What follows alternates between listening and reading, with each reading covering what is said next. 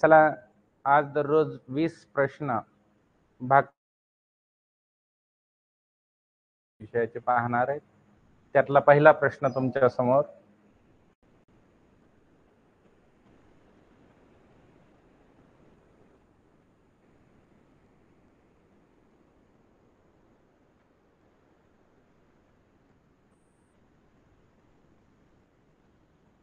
पाचवी नवोदय प्रश्नसंच लक्षवेध मधला 12 नंबरचा पेपर तुमच्या समोर आहे. याच्यामधला पहिला प्रश्न 41 नंबरचा प्रश्न आपण आज पाहतोय. सुरुवातीला पहिला प्रश्न पाहू. काय म्हणताय, पुढीलपैकी कोणती संख्या 4, 8 आणि 6 या तिघांचा गुणक आहे?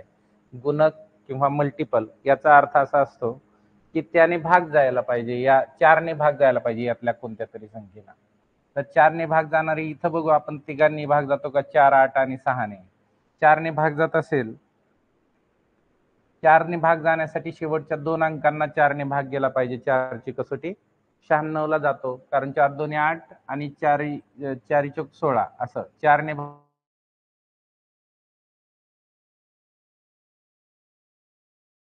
चौक 32, 32 आणि किती 39, 32 आणि 7 76, 76 ला 8 ने जात नाही, म्हणजे इथं 8 ने भाग जात नाही. एकदा 8 ने नाही गेला तर 6 ने जातो की नाही हे पाहण्याची गरज नाही आपल्याला.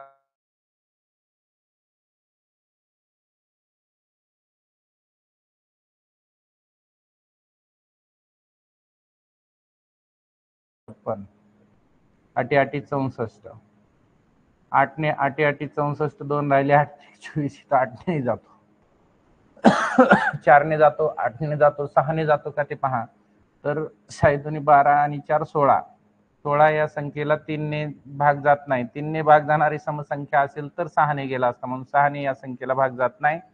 पर्याय क्रमांक बी सुद्धा इथं उपलब्ध नाही, तुम्हाला ऑप्शन नाही तो. इथं मात्र 96 आहे.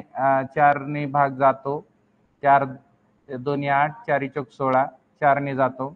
8 ने आपल्याला 3 अंकांना जातो का ते पाहावं लागेल. 8 7 56, 8 8 64, 8 8 64, 5 राहिले, 5 6 56, 8 7 56, म्हणजे 8 ने जातो.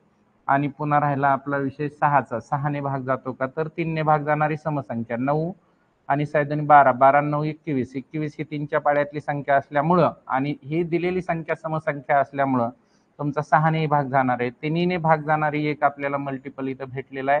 600 हा पर्याय क्रमांक सी उत्तर आहे. इकडे पुढे पाहण्याची गरज नाही. एक ऑप्शन आपल्याला भेटला, त्या ठिकाणी आपण थांबायचं.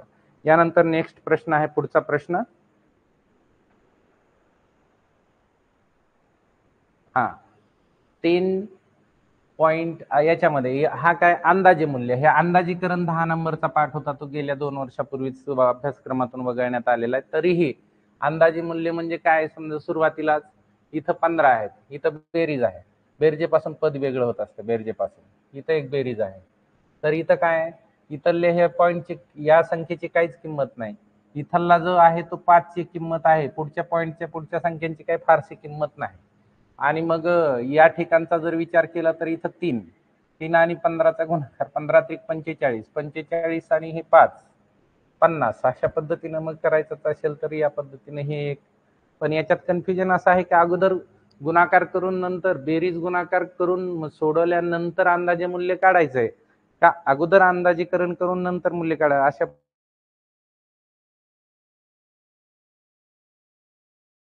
विषय होत नव्हता. आणि त्याच्यामुळे हा कन्फ्युजनचा विषय बंद करून हा पाठ त्यांनी पूर्णपणे वगळून टाकलेला आहे. यानंतर पुढचा प्रश्न, हा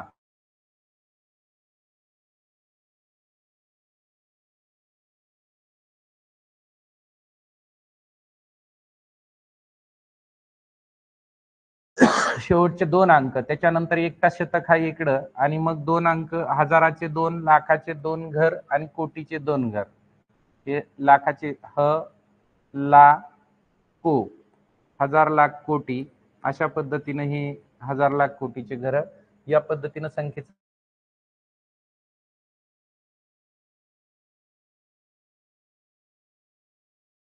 तर 2 कसं लिहितो आपण, 2 डिजिट मध्ये जर 2 लिहायचा असला तर असा लिहावा लागेल. नाहीतर तुम्ही अगोदर 2 लिहिला आणि नंतर 0 दिला तर तो 20 तयार होतो.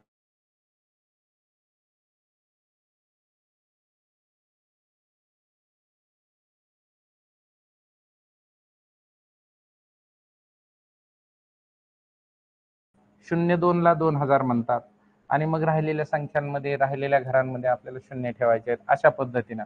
म्हणजे इथले 2 मागच्या शून्याला किंमत नाही, परंतु इथला मधला शून्य येईल, इथला एक शून्य आणि शेवटचे हे 2 शून्य. अशा पद्धतीनं 2,02,000 ही संख्या तुम्हाला ज्या ठिकाणी दिसणार आहे पर्याय क्रमांक सी मध्ये हे पर्याय उपलब्ध आहे. या ठिकाणी 2,02,000 असं, आणि हे त्याचं उत्तर आहे. फार सोपा प्रश्न.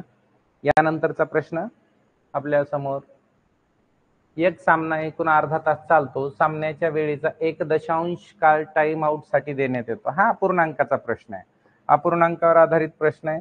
फार छान असा प्रश्न. आणि याचं उत्तर काढण्यासाठी आपल्याला काय करावं लागतं, ऐका इथं सगळ्यांनी.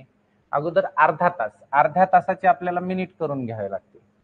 अर्ध्या तासाचे मिनिट करून घ्या. अर्ध्या तासात सगळ्यांना माहित आहे की अर्ध्या तासामध्ये 30 मिनिट असतात. अर्धा तास म्हणजे 30 मिनिटांचा असतो. आता ह्या 30 मिनिट वेळेचं आपल्याला काय करायचे, 1 बनवून घ्यायचे त्याला. म्हणजे 1/10, 30चे 1/10 हे 30 आहेत, याचे 1/10, मग 10 एवढा वेळ आपल्याला टाइम आउट साठी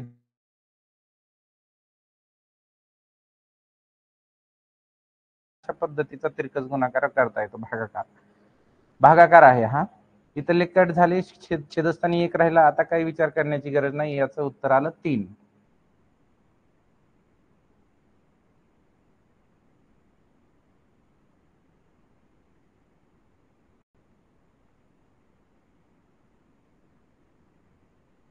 पर्याय क्रमांक बी तुमचं उत्तर असणार आहे. करेक्ट. यानंतर पुढचा प्रश्न, खूप छान प्रश्न. असा प्रश्न आलेला आहे परीक्षेला, प्रश्न परीक्षेसाठी आलेला आहे.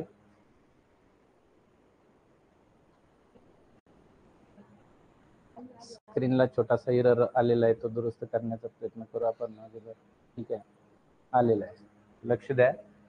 यानंतर पुढचा प्रश्न, मागचा झाला का, हा झाला का, झाला, हा टाइम आउटचा झाला. यानंतर हा आहे पदावली आहे.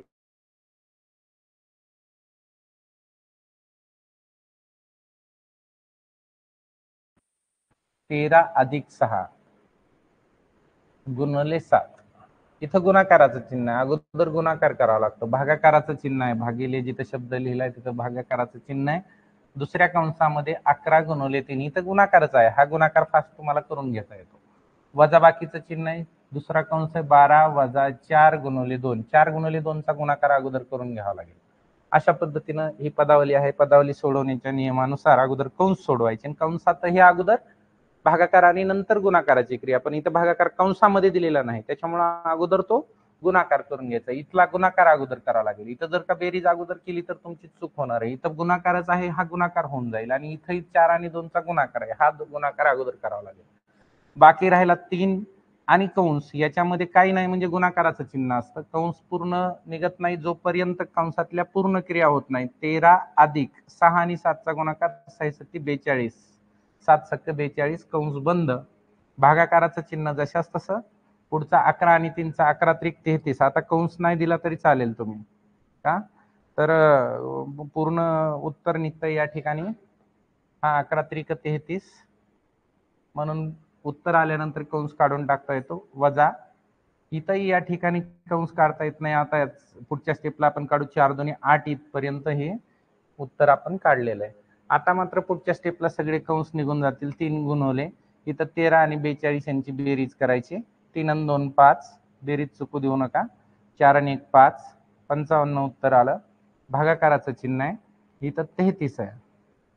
याला जशाच तसं ठेवा, वजाचं चिन्ह, आणि 13 आणि 8 यांची वजाबाकी करायची. 8 आणि 5 13, 5 या ठिकाणी येणार आहे. आता काय करायचं, काही इथं भागाकार आहे, गुणाकार आहे, इकडं गुणाकार आहे, असं वजाबाकी आहे, नेमकं काय करायचं. तर याचा नियम आहे कंचे भाग उभे नियम.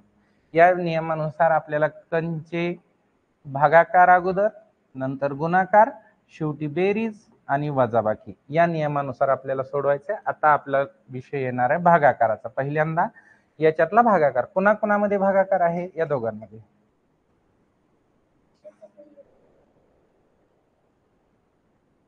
कुठे आहे चेचा, चे कुठे, इथं नाही, आपल्याला तशी अडचण येत नाही. या ठिकाणी तुम्ही असंही सोडू शकता. याला काय करायचंय, हे 3 गुणवले 15 55 अगोदर जशास तशी वर ठेवा. हे 33 आहेत छेदस्थानी लिहा. म्हणजे भागाकारात झाले ते. फक्त 55 छेदस्थानी लिहिले काय आणि 3 ते दोन्हीचा अर्थ एकच होतो आणि शेवटी वजापास तुम्हाला याच्यातून करायचे. तर आपण या पद्धतीने याला कट करू शकतो. 1 मिनिट थांबा. इथं 8 आणि 4 8 आणि 5 13 4 2 8 8 आणि 5 13 8 आणि 4 12 8 आणि 5 13 बरोबर आहे. थोडस थांबा. 11 5 55 आणि 11 त्रिक 33 या पद्धतीने 3 1 3 3 1 3 आणि हे 5 मधून 5 आता फक्त 5 शिल्लक राहिले या ठिकाणी. या ठिकाणी 5 शिल्लक राहिले आणि 5 वजा तिकडे पुढचेही 5च आहेत. तर याचं उत्तर यायला लागले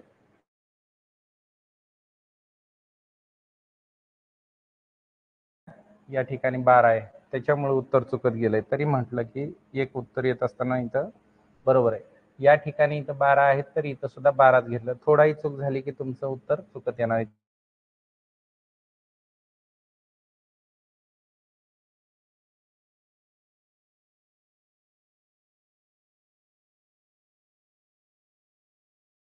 उत्तर येणार आहे. या प्रश्नाचं उत्तर येणार आहे 1. ठीक आहे. थोडीशी आपल्याकडून मिस्टेक घेताना कुठलाही संख्या खाली घेताना चूक नाही झाली पाहिजे, लक्षात ठेवा. इथं 12 13 झाल्यामुळे आपल्याला प्रॉब्लेम आला होता. याचं उत्तर आहे पर्याय क्रमांक बी. सहज तुम्हाला सोडवता येतं. अगदी बरोबर आहे.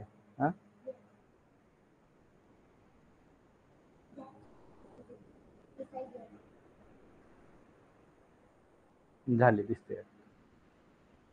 यानंतर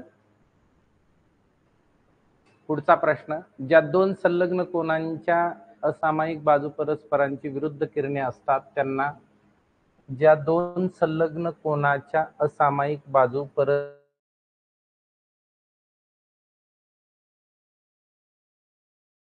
बाजू संलग्न कोन याला म्हणतात की ज्याच्यामध्ये ज्या कोनांची एक बाजू समान असते याला संलग्न कोन म्हणतात.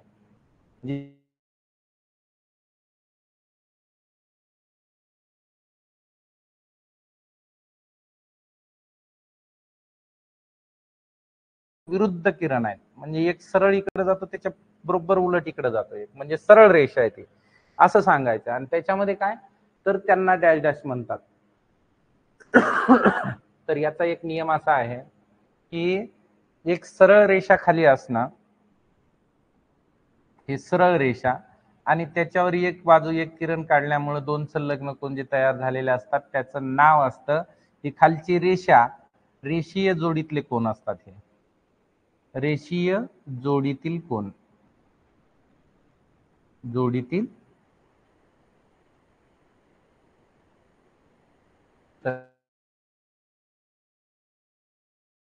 असल्यामुळे या सगळ्यांचं माप 180 अंश असतं. एक सरळ रेषा या दोघांची मिळून बेरीज काय येणार आहे 180 अंश असणार आहे.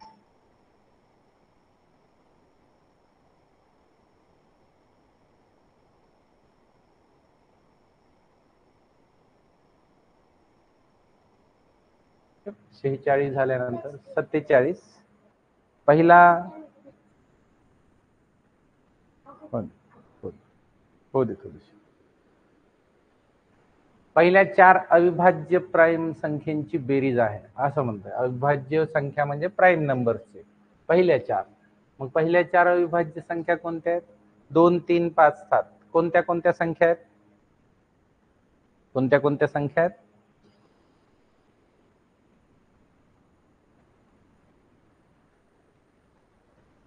प्राईम नंबर कोणते कोणते आहेत? प्राईम नंबर आपल्याला माहित आहेत. पहिला प्राईम नंबर आहे 2 3 5 आणि 7 आणि या सगळ्यांची आपल्याला बेरीज विचारली. सोपा प्रश्न आहे, छान आहे. बेरीज करू शकता तुम्ही. कोणत्याही 2 2 ची बेरीज करण्याचा प्रयत्न करा. अगोदर 3 आणि 2 5 झाले, 5 आणि इकडे 7 आणि 5 12 झाले. या सगळ्यांची आपल्याला बेरीज करायची. करा बेरीज व्यवस्थित. 12 आणि 5 17 झाली बेरीज. अशा पद्धतीनं पर्याय क्रमांक डी हे याचं उत्तर आहे. पर्याय क्रमांक डी उत्तर आहे. हे उत्तर तुमच्यासमोर तुम्ही सहज काढू शकता. हा प्रश्न काय अवघड नाही. याच्यानंतरचा विषय आहे 12.1 1/16 चे दशमान मूल्य आहे, हा प्रश्न आहे. याला आपण सोडवण्याचा प्रयत्न करू. दशमान मूल्य आहे म्हणजे 12.1/16 आणि 1/16 चे आपण बराच वेळेस पाहिलं की 1/16 ला जो याचं जो आहे 12 हे पूर्णांक असतात, म्हणजे इथं पॉइंट असतो थोडक्यात. म्हणजे 12 तर पूर्ण हे सगळ्यांना सिद्ध आहे, याच्यात काही शंका नाही. राहिला विषय 1/16 ची दशांशापूर्णांकातली किंमत किती, तर आपण काढू शकतो. 1/16 ची दशांशापूर्णांकातली म्हणजे एक वरची संख्या जी असते ती मध्ये ठेवायची, ही वरच्या संख्येला 16 ने भाग द्यायचा, म्हणजे 16 भाग करायचे तुम्हाला एकाचे 16 भाग करणं म्हणजे अगोदर तर आपण सहज विचार करू शकता 100 चे जर समजा 4 भाग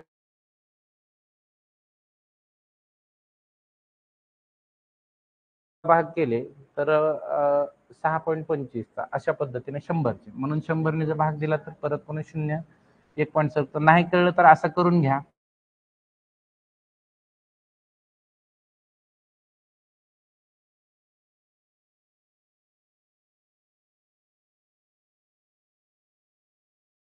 करून आपण काढू शकतो. एक आता वरून येण्यासाठी संख्या नाही म्हणून पॉइंट द्यावा लागतो. पॉइंट दिला की एक 0 मिळतो. परंतु 10 हे तरी 16 पेक्षा लहान आहेत म्हणून परत एक 0 द्यावा लागतो आणि मग आणखी एक 0 या ठिकाणी येईल आणि मग 16 16 96 अशा पद्धतीनं राहिले. किती खाली 4 राहिले. 4 वरून पुन्हा प्रत्येक वेळेस दशांश चिन्ह एक 0 देतो तुम्हाला. प्रत्येक वेळी एक दशांश चिन्ह 0 देतो, त्याच्यामुळे 16 2 32 16 2 32 झाले. परत वजाबाकी करा, 8 शिल्लक राहिले. प्रत्येक वेळेस एक 0 देतो प्रत्येक वेळेस भागाकार करण्यासाठी, मग 16 85 अशा पद्धतीने या ठिकाणी भागाकार तुमचा 80 गेले, 0 राहिले. इथं भागाकार पूर्ण झाला. तर हे 12 हे पूर्ण आहेत ते शीट पर्यंत. पॉइंटच्या पुढचा अंक 0625 0625 इथपर्यंत तुम्हाला हा अंक या ठिकाणी लिहून घ्यायचा आहे. हा जो पर्याय क्रमांक आहे 12.0625 पर्याय क्रमांक सी उत्तर आहे तुमचं. याचं दशमान मूल्य असं दशांशामध्ये रूपांतर तुम्ही करू शकता. या ठिकाणी आपण हा प्रश्न समजून घेतला.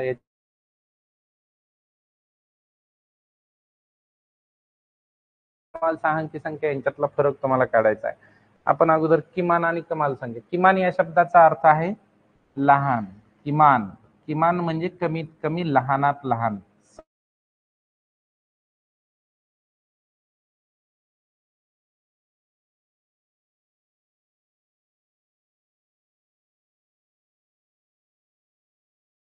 द्यावे लागतील. 5 शून्य दिले, ही सगळ्यात लहान संख्या आहे. आणि किमान कमाल म्हणजे कमाल 4 अंकी म्हणतात. कमाल कमाल याचा अर्थ होतो मोठी. कमाल कमाल केली म्हणजे फारच केलं असं. 4 अंकी 4 अंकी आणि मग 4 अंकी संख्या जी आहे ती 9 4 वेळेस आपल्याला 9 लिहायचं आहे आणि यांची वजाबाकी करायची. वजाबाकी छान पद्धतीने करून घ्या, त्याच्यामध्ये चूक नाही झाली पाहिजे. एकावर 5 शून्य आणि हे 9 जे आहेत ते एवढे 99. इथं 9 नी 1 10 9 नी 1 10 9 नी 1 10 इथं असं समजायचं. नाही असंच होतंय का? नाही एक मिनिट नीट करा वजाबाकी. हा वजाबाकी व्यवस्थित करून घ्या. तुम्हाला स्टेप नुसार घ्या व्यवस्थित, जे आपण शिकलो जसं शिकलेलं त्या पद्धतीने. हा इथून 10 आहे, तिथून काय होणार 9 राहणार. इथं 10 झाले, 10 मधला परत इथं 9 राहणार, इथं 10 झाले, इथं 9 राहणार, इथंही 10 झाले, इथला 9 राहणार, इथंही 10 झाले आणि मग 10 मधून 9 गेले 1 राहिला. इथं 9 9 गेले 0 राहिले. 9 9 0 राहिले, इथं 0 राहिले, इथं 0 राहिले आणि इथं 9 राहिले. 9001 या पद्धतीनं 90,001 या पद्धतीनं असं ते उत्तर येणार आहे. तुम्हाला पर्याय क्रमांक सी याचं उत्तर आहे. अशा पद्धतीने आपल्याला हा प्रश्न सोडवायचा आहे. वजाबाकी तुम्ही व्यवस्थित करून घ्या, चुकू देऊ नका. खालील विधानाचे अंदाजे मूल्य शोधून काढा पूर्णांकामध्ये. हे चुकीचं आहे. अंदाजे मूल्य काढा म्हणताय ना शोधून. हे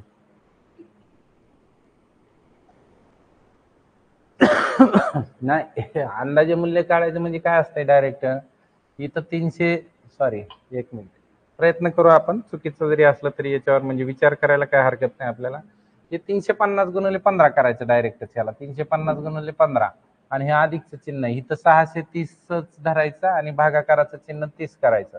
हेच फास्ट मध्ये होत असतं. हे 3 1 3 3 2 6 3 2 6 3 1 3 21 झाले. हे 21चं चिन्ह आणि इकडे 15 0 0 15 5 75 हा 40 7 15 3 45 आणि 7 52 असं.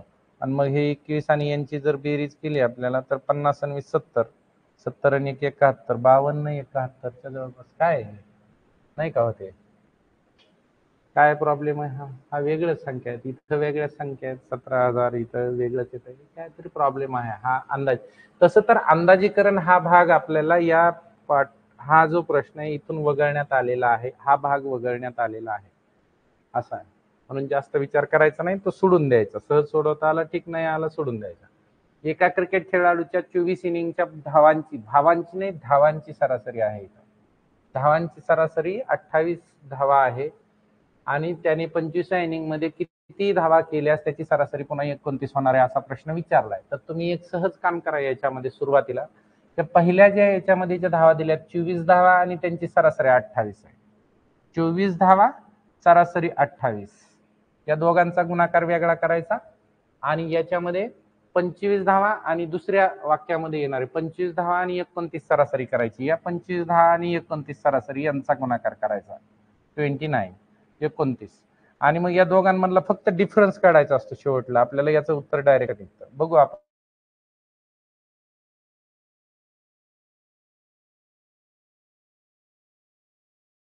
गुणाकार का 25 9 सव्वा 200 म्हणजे 5 222 राहिले. 25 1 25 25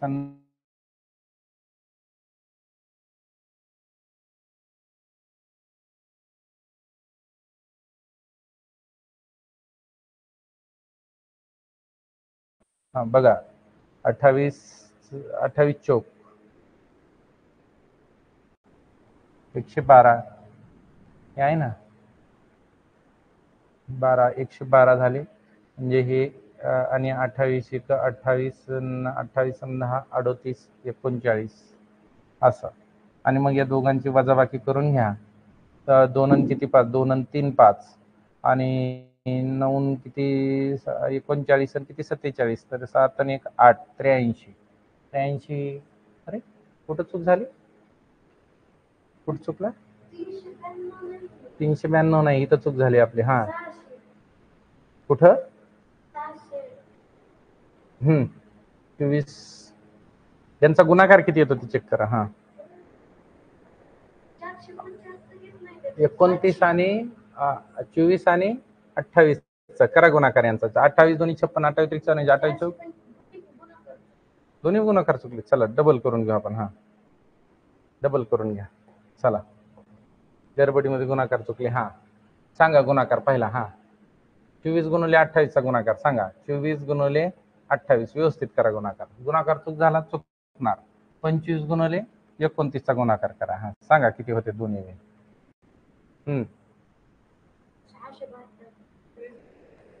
12 112 11 28 2 56 56 10 66 67 बरोबर आहे. हा आणि याचा एकूण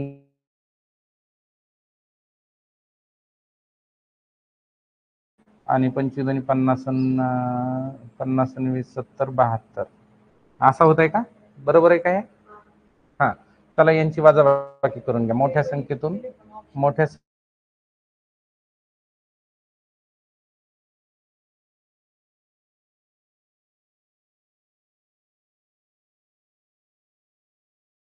त्रेपन्न उत्तर येत आहे. हे बरोबर गुणाकार करून घ्या. 53 उत्तर येऊन जाईल. पर्याय क्रमांक डी याचं तुमचं उत्तर आहे. ठीक आहे. पुढे जेवढी गडबड करणार तेवढ्या चुका जास्त होत राहणार. त्यामुळे शांततेनं 2 मिनिटाला एक प्रश्न सोडवित चालायचा आहे तुम्हाला परीक्षेमध्ये. एका समकोन त्रिकोणाच्या समकोनचा अर्थ आहे काटकोन. काटकोन काटकोन त्रिकोण आणि 2 बाजूंची लांबी 5 आणि 12 आहे. ह्याचं मी सांगितलं होतं तुम्हाला 5 12 आणि मी पायथागोरसचे त्रिकुट सांगितले तुम्हाला ते पाठ करण्यासाठी दिलेले आहेत तुमच्या गोरसचे त्रिकुट. आणि त्या त्रिकुटांमध्ये डायरेक्ट तुम्हाला हे त्रिकूट लिहून दिलेलं आहे की त्याच्यामध्ये महत्वाचं आहे 5, 12 आणि तिसरी जी बाजू असते ती सगळ्यात मोठी कर्ण ते आहे 13 येते. ऑटोमॅटिकली 13 येते. आणि मग 13 जर येत असेल तर हे 100% अशा पद्धतीच्याच बाजू असतात. आणि मग याचं काय करायचं, तुम्हाला त्रिकोणाची परिमिती काढायची. परिमिती काढायची म्हणजे या सगळ्यांची बेरीज करायची. 12 दोन्ही 24 आणि 25 आणि 5 30. 30 सेमी हे आहे. सुरुवातीलाच 13 उत्तर काढलं की लगेच दिसतं आणि त्याला आपण राईट करण्याचा प्रयत्न करतो, तिथे एक चूक होऊ शकते. आणि दुसरी गोष्ट याच्यापेक्षा वेगळं मग डायरेक्ट तुम्हाला लिहायचं असेल तर दोन बाजूंची लांबी दिली, कर्णाची लांबी माहित नाही, मग पायथा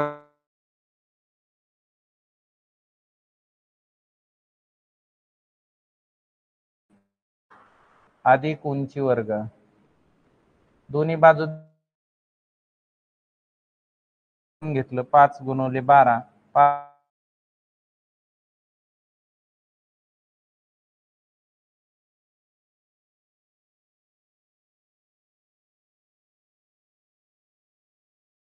169 आणि मग हे कर्ण वर्ग आहे. कर्ण वर्ग बरोबर आहे, म्हणून कर्ण बरोबर दोन्ही बाजूंचं वर्गमूळ घेतलं तर मग 13 उत्तर येऊन जाईल इथं. 169 हा 13चा वर्ग. मग कर्ण जर 13 आला तर मग आपल्याला माहित आहे की त्रिकोणाचे परिमिती कशी काढतात. त्रिकोणाची परिमिती काढण्यासाठी तिन्ही बाजूची बेरीज करायची. मग आपण बेरीज करू शकतो 5, 12 आणि 13. 5 अधिक 12 अधिक 13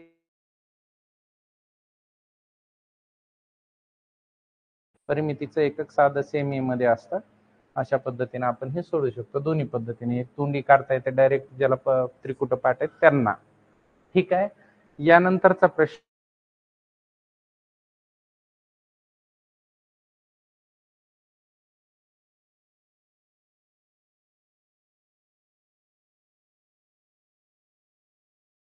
टाइम मोजायचा आहे. एक रेल्वे गाडी दिल्लीहून सकाळी 8:15 निघली. 8:15च्या पुढे चला मोजत तुम्ही. 8:15 ते 9:15, 10:15, 11:15, 12:15, 1:15, 2:15. 2:15 म्हणजे हे 6 तास झाले. 6 तासामध्ये आपण 6 तासामध्ये 2:15 ला गेलो म्हणजे 2:15 झाले. आणि आपल्याला पुढचे आणखी 15 मिनिटं ऍड करायचे, म्हणून हे पुढचे 15 मिनिटं त्याच्यामध्ये 6 तास 15 मिनिटं हे त्याचं उत्तर आहे. पर्याय क्रमांक बी. अशा पद्धतीने तुम्ही तुमच्या आयडियाने कसंही मोजू शकता, फक्त चूक नाही झाली पाहिजे याच्यावर थोडंसं लक्ष द्या.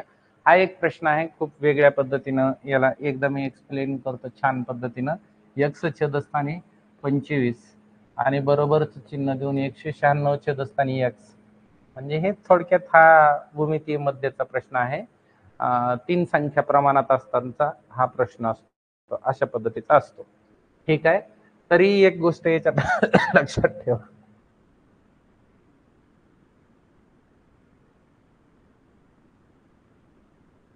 इकडे अंश आहे, इथंही छेद आहे, दोन्हीच्या मध्ये बरोबरच चिन्ह आहे. अशा कंडिशन मध्ये एकच गोष्ट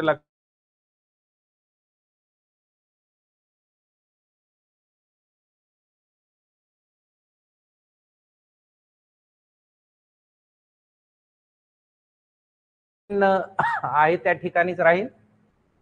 आणि 196 गुणवले 25 या दोघांचा गुणाकार करण्याची गरज नाही. गुणाकार करण्याची गरज नाही, कारण गुणाकार करण्याच्या अगोदरच आपल्याला याचं वर्गमूळ घ्यायचं आहे. एक्स वर्ग इथं या ठिकाणी दोघांचं होत आहे. एक्स ची किंमत काढण्यासाठी आपल्याला दोन्ही बाजूंचं वर्गमूळ घ्यायचं आणि इकडच्या दोन्ही संख्या अशा आहेत की ज्यांचं वर्गमूळ ते वर्ग संख्या आहे. म्हणून इकडचं वर्गमूळ घेतलं आपण, दोन्ही बाजूंचं वर्गमूळ घेऊन इकडे एक्स झाले, एक्स वर्गचं वर्गमूळ एक्स. 196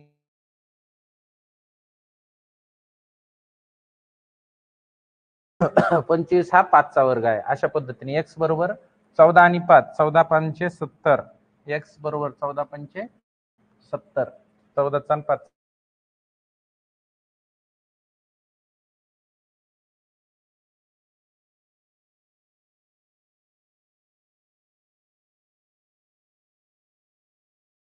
संख्या कोणती जिने 70 ला आणि 426 ला भागले असता प्रत्येकी 6 बाकी होते? हे काय, ह्या मसावीचा प्रश्न असतो. 270 मधून सुरुवातीला काय करा, 270 मधून सुरुवातीला या दोन्ही संख्यांमधून 270 वजा 6, इथं 6 जर वजा केले तर 264 राहतील. इथं जर 6 वजा केले तर 420 राहतील. आता 420 याचं काय करायचंय, अवयव पाडायचे आहेत आपल्याला.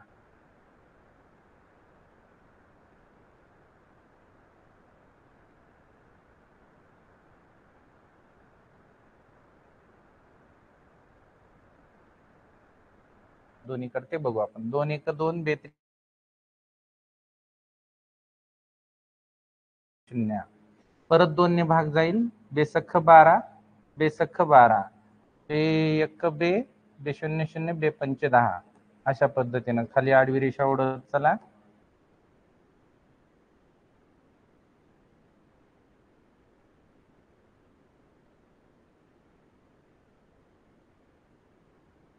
एक 9 3 5 15. ठीक आहे. यानंतर बघा, आता कोणी आहे का या दोन्ही संख्यांना भाग जाणाऱ्यापैकी? 2 ने नाही, 3 ने जात नाही, 5 ने दोन्हीकडे जात नाही, 7 ने नाही, कोणीच नाही. आता कोणी जाणार नाही, म्हणजे एवढेच हे आहे ते. बघा, 2 सामायिक अवयव आहेत. हे फक्त 2 गुणवले 2 गुणवले 3 या तिघांचा गुणाकार. 3 दोन्ही 6, 6 दोन्ही 12. 12 ही काय मोठ्यात मोठी संख्या आहे, म्हणजे मसावी आहे 12. ही मसावी ही संख्या या ठिकाणी तुम्हाला मिळालेली. हे मसावीचा प्रश्न, लसावी मसावी हा भागही आपल्या नवोदयच्या अभ्यासक्रमातून वगळण्यात आलाय, तरी हा प्रश्न जुन्या काही प्रश्न संचामध्ये मिळतो. एका शाळेत एकूण विद्यार्थ्यांपैकी 305 मुलं आहेत आणि ते 800 मुली आहेत. आता मुलींची संख्या दिली, पण मुली किती आहेत ते नाही सांगितलं. 308 जर मुलं असतील, 305 जर मुलं असतील, 305 मुलं आहेत, तर मुली असणार आहेत 205. कारण 3 आणि 5च्या मध्ये भागच शिल्लक, फक्त 5 पैकी 3 भाग गेले तर 2 भाग शिल्लक राहिले. 2 भाग मुलं आहेत, 2 भाग मुलं आहेत, म्हणजे 2 भाग म्हणजे डायरेक्ट 800 मुलं आहेत.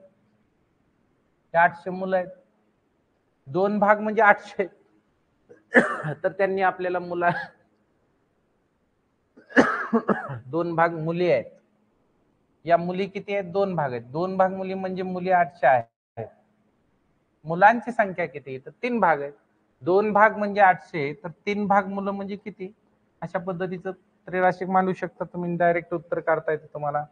मग काय, 2 भाग म्हणजे 800 किंवा 800 तिरकस गुणाकार गुणवले 3 छेदस्थानी, हा एकटा जो आहे तो त्यांच्या छेदस्थानी ठेवायचा असतो. बे 1 बे, इथं 400 येतील.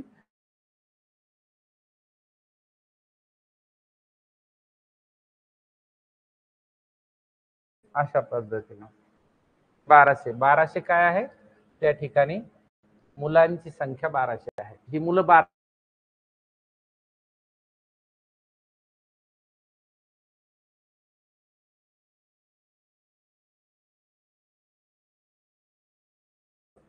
शतमानासारखा त्याचा उपयोग आहे. शतमान वगळला, परंतु अपूर्णांक आहे. बेरजेचं उदाहरण आहे खूप छान असं, 7/7, 7.7, 7. याचा नियम आहे की बेरीज करत असताना बेरजेचा नियम, दशांशाच्या बेरजेचा नियम आहे, दशांशाखाली दशांश चिन्ह द्या.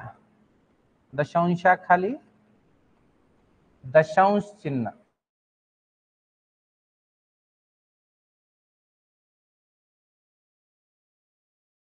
अगोदर व्यवस्थित मांडणी करून घ्या. बरोबर, दशांशाखाली 7.007 आणि शेवटचा 70.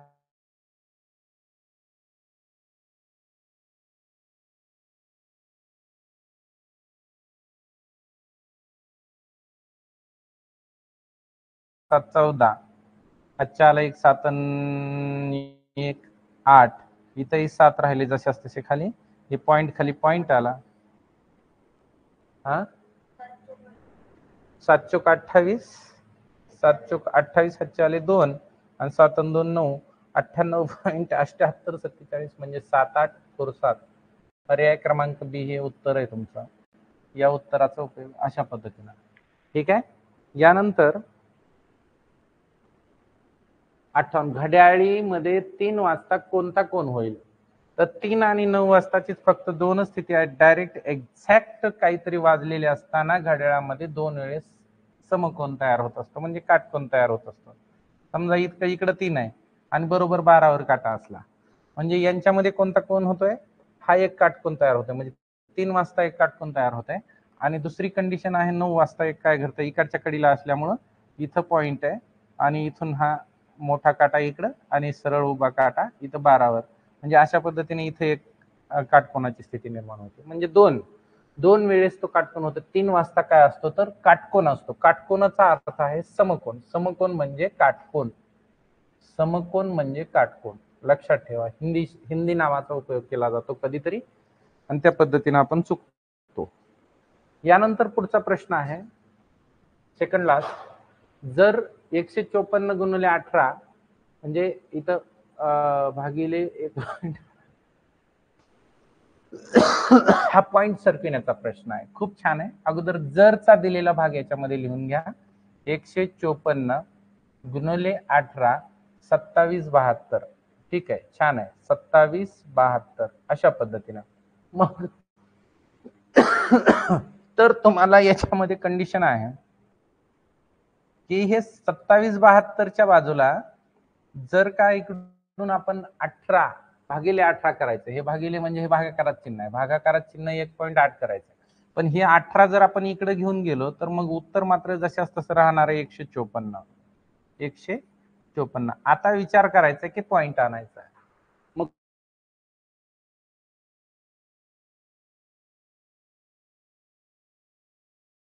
काय सगळ्यात शेवटी इथं एक पॉइंट आहे आणि या संख्येमध्ये इथं पॉइंट आहे. आता बघू, विचार करू आपण.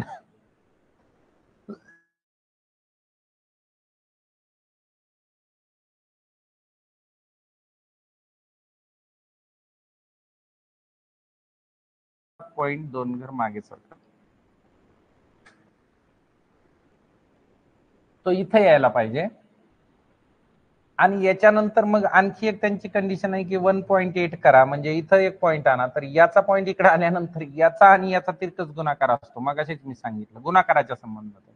याचा अर्थ एक जर डावीकडे सरकत असेल तर गुणाकाराचा नियम आहे एक उजवीकडे सरकेल आणि पॉइंट या ठिकाणी जाईल. म्हणजे याचं उत्तर आहे 15.4. 15.4 हे फायनल उत्तर राहणार आहे. 15.4 बी पर्याय क्रमांक. तरी एकदा काळजीपूर्वक तुम्ही तपासा, थोडस फास्ट मध्ये मी सांगितलं. अंतिम प्रश्न, शेवटचा प्रश्न आहे आणि रेखांकित केलेल्या भागाचं क्षेत्रफळ तुम्हाला काढायचं आहे. कुठे आहे रेखांकित केलेला भाग? या ठिकाणी. खरं तर हा चौरस आहे 12 सेंटीमीटरचा. 12 सेंटीमीटरच्या चौरसाचं क्षेत्रफळ जर काढून घेतलं तर 12 सेंटीमीटर म्हणजे चौरसाच्या क्षेत्रफळाचं सूत्र आहे चौरसाचे क्षेत्र बरोबर बाजूचा वर्ग. आणि मग आपल्याला 12चा वर्ग करायचा. 12चा वर्ग होतो 144. 144 सेंटीमीटर हे सेंटीमीटर स्क्वेअर हे क्षेत्रफळाचं सूत्र आहे. याच्यामध्ये रिकाम्या भागाचा इकडे 6/3चा एक आयत आहे. 6/3चा साहित्रिक 18 सेंटीमीटर स्क्वेअरचा हा आयताचा वरच्या आयताचा भाग राहतो आणि इथला जो आहे तो 4/6चा आहे, म्हणजे 4 गुणिले 6 6 24 सेंटीमीटरचा हा 24 सेंटीमीटर स्क्वेअर. मग ते 24 आणि हे 18. 18 आणि 24 ची बेरीज करा. 24 अधिक 18, 8 आणि 4 12, 1 4 42 सेंटीमीटर स्क्वेअर आपल्याला वजा करायचे. कशातून? याच्यातून 42 सेंटीमीटर स्क्वेअर वजा करायचे. आणि 42 सेंटीमीटर स्क्वेअर जर आपण वजा केले तर उत्तर आपल्याला मिळत आहे 2 4 4 गेले 0 102 सेंटीमीटर स्क्वेअर. हे याचं उत्तर 102 चौरस सेंटीमीटर किंवा सेंटीमीटर स्क्वेअर. या पद्धतीनं दोन्हीचा अर्थ एकच होतो. हे पर्याय क्रमांक बी त्याचं उत्तर आहे. अशा पद्धतीने आपण हा प्रश्न सोडवलेला आहे. या ठिकाणी आपण यानंतर काही महत्वाचे भाग इथं दिलेले आहेत. याच्यामध्ये संपूर्ण हा पूर्ण कोन तयार होतोय. या पूर्ण कोनामध्ये पूर्ण कोनाचा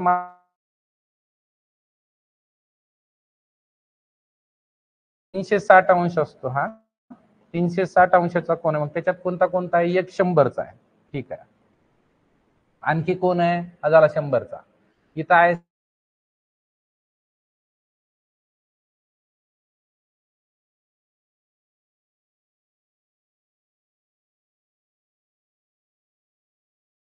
आणि फक्त राहिलेला x, या सगळ्यांची बेरीज करा. x आणि 2x 3x 3 आणि 4 7x 7 आणि 6 6 आणि 6 12 आणि 13x इथपर्यंत झाले. अधिक हे 100 त्याच्यामध्ये ऍड होऊ शकत नाहीत. मग ह्या 100चं आपण तिकडे पक्षांतर करू शकतो. 100 बरोबर 360. 360 मधून पहिल्यांदा 100 वजा करा. 360 मधून 100 वजा करायचेत आपल्याला. हे 13x इकडेच राहिले. तिकडे 360 मधून 100 वजा होणार. मग 100 वजा झाल्यानंतर राहिलं खाली किती? 260. म्हणजे 13x बरोबर 260 आणि 260 म्हणजे x बरोबर 260च्या छेदस्थानी 13 जातील. 13 1 13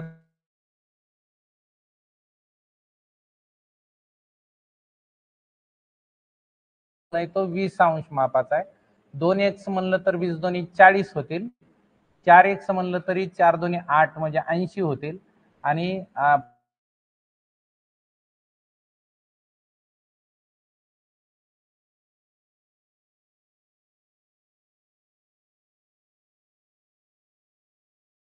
याचं उत्तर बरोबर आहे. या ठिकाणी काही कोनांचे तुम्हाला प्रकार दिलेले, त्याची हिंदी नावं आहेत.